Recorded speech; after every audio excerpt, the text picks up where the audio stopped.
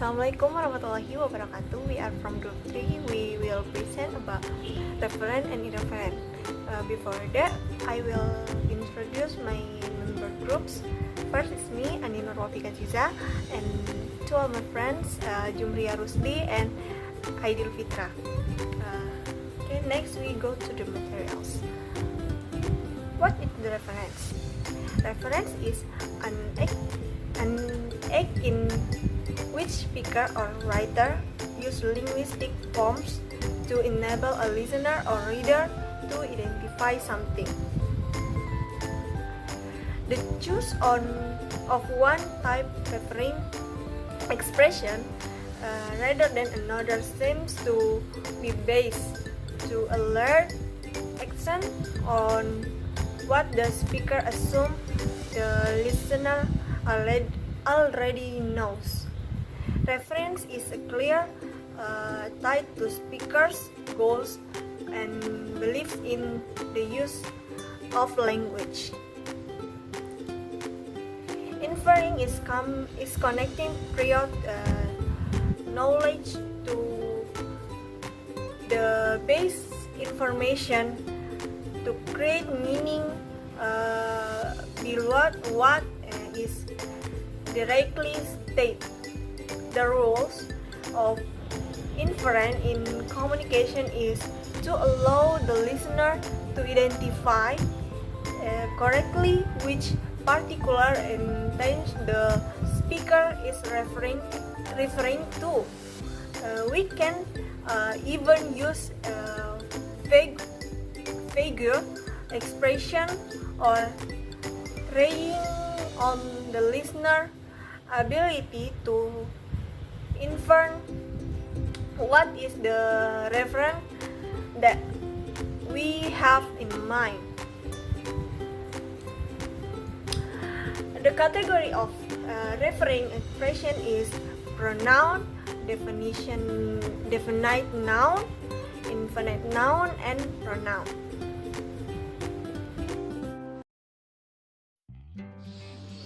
Referential and attributive uses. It is important to recognize that not all referring expressions have identifiable physical reference. Indefinite noun phrases can be used to identify a physically present entity, but they can also be used to describe entities that are assumed to exist, but are unknown, or entities that, as far as we know, do not exist. For examples, there's a man waiting for you. He wants to marry a woman with lots of money. Would love to find a 9-foot tall basketball player. A man waiting for you, a woman with lots of money, a 9-foot tall basketball player. The expression in a woman with lots of money can designate an entity that is known to the speaker only in terms of its descriptive properties. The word a could be replaced by any in this case. This is sometimes called an attributive use, meaning whoever or whatever fits the description. It would be distinct from a referential use. A specific person is referred to, although his or her name or some other description is not used. Next, the differences between reference and inference. Mr. Kawasaki.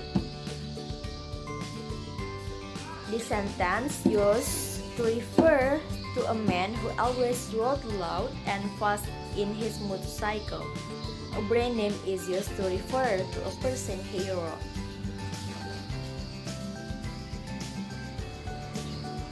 The example of inference, can I look at your chunky?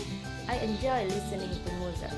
This process where additional information is needed to connect what is said to what is meant is inference. The next one, nouns and reference. Convention between all members of a culture or language community. collaboration of the intention to identify and the recognition of intention. Shakespeare doesn't refer to a specific person. For example, can I borrow your Shakespeare? Yeah, it's over there on the table. Conventional set of entities. For example, things the writer produced. Shakespeare takes up the whole bottom shelf. We're going to see Shakespeare in London. I had Shakespeare at school. The role of context. In many of preceding examples, our ability to identify intended reference has actually depended on more than our understanding of the reference expression. It has been aided by the linguistic materials or context accompanying the reference expression. 1. The reference expression provides a range of reference, a number of possible reference. 2. The cheese sandwich is made with white bread. 3. The cheese sandwich left without paying. 4. Context. Linguistic part of the environment in which a reference expression is used. Context. Psychal environment and speech conversation, e.g. a restaurant or context, is perhaps more easily recognized as having a powerful impact on how reference expressions are to be interpreted. 6. The heart attack mustn't be moved. 7. Your 10:30 just cancelled. 8. A couple of rooms have complained about the text. 9.